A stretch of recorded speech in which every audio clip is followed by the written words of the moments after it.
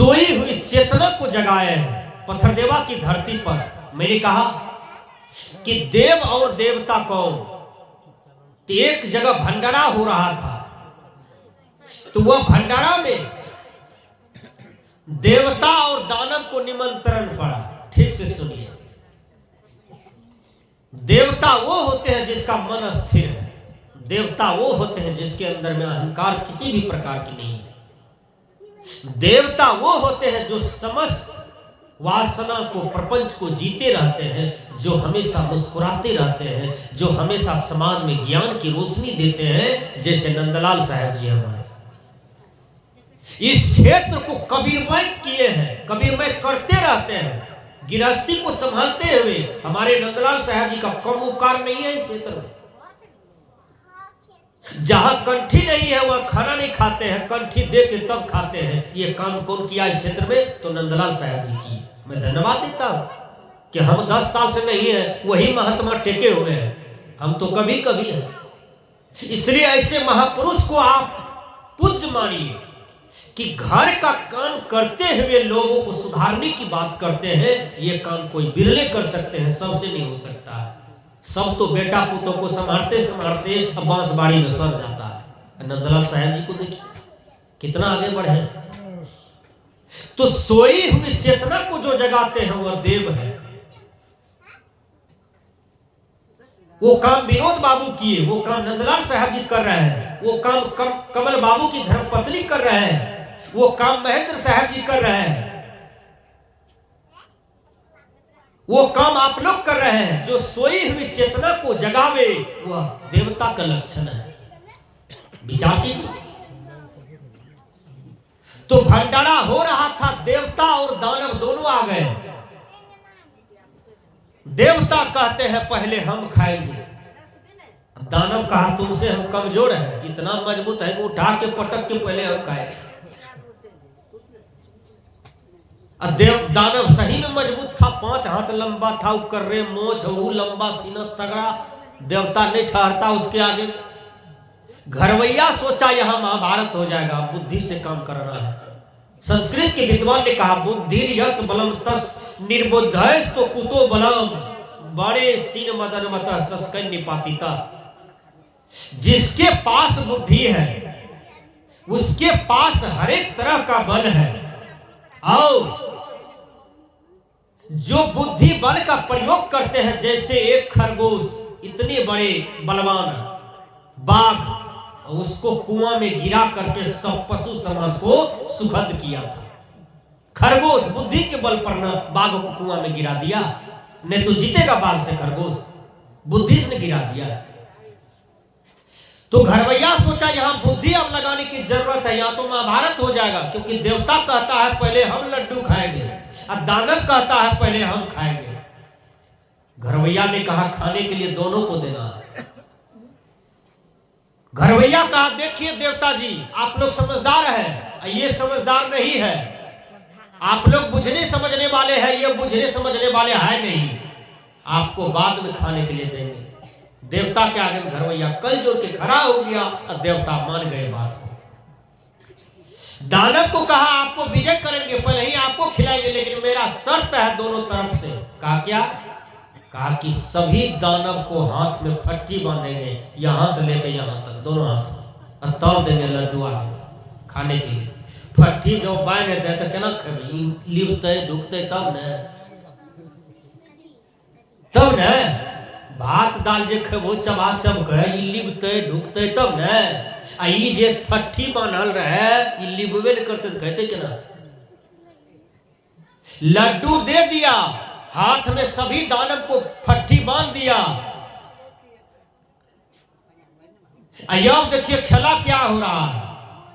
बुद्धि रहेगा दानव को तब न, लड्डू उठा करके ऐसे ले रहा है, नाके पर ढुक जाता है, नाके में चोट लगा, नाके में ढुक गया, किसी के मुंह में लड्डू नहीं गया, लड्डू जैसे तैसे गिर गया, ढेरा गया।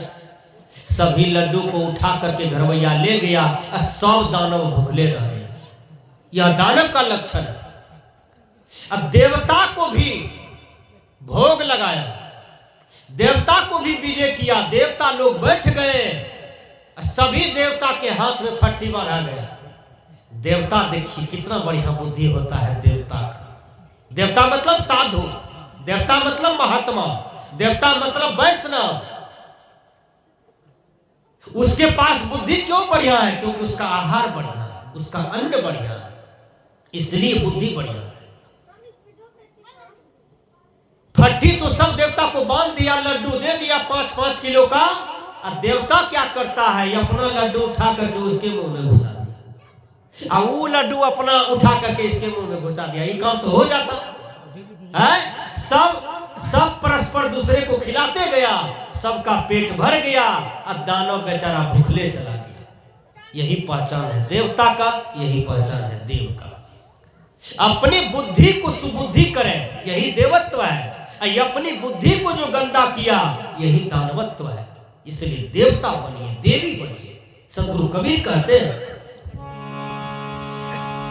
माय बाप के छोड़ी के पूजे छपथरा,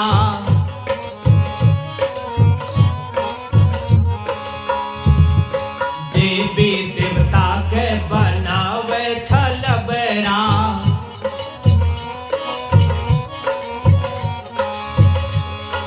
सीता ऐसन माई हक्कन का नैसा, सीता ऐसन माई हक्कन का नैसा।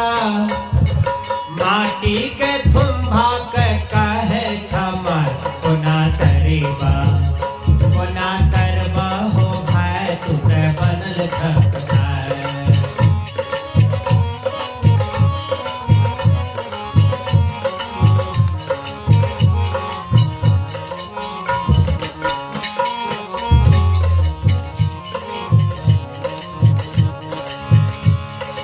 युग कलयुग से बच्चियों ने पैबा, युग कलयुग से बच्चियों ने पैबा। या घर से जब वा घर जैबा,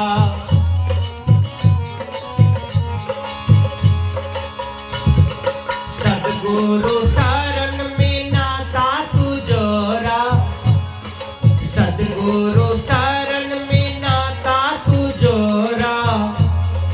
हमरा ने दोष दिया, हमें दिलिया बताए कोना तरीबा, कोना तरबा हो भाई तुके बनल छकसार। अपने से त्याग इच्छा, अपने से त्याग इच्छा, यापन भलाए कोना तरीबा, कोना तरबा हो भाई तुके बनल छकसार। कोना तरबा हो भाई तुके बनल छकसार, तुके बनल छकसार, तुके बनल छकसार। बोलिए श्री सद्गुरु देव की जय, सद्गुरु कबीर साहिब की जय। 7 बज गया है, अभी लेट है। अच्छा अच्छा,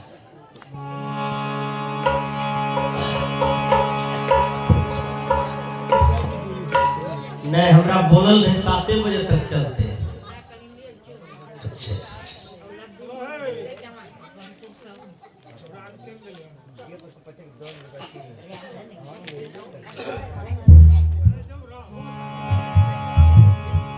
बोलिए सद्गुरु कबीर साहिब की।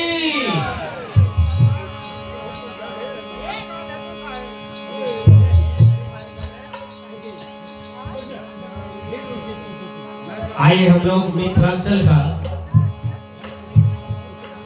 सुपर भजन सुनने के लिए जा रहे हैं, जो बहुत सुंदर भजन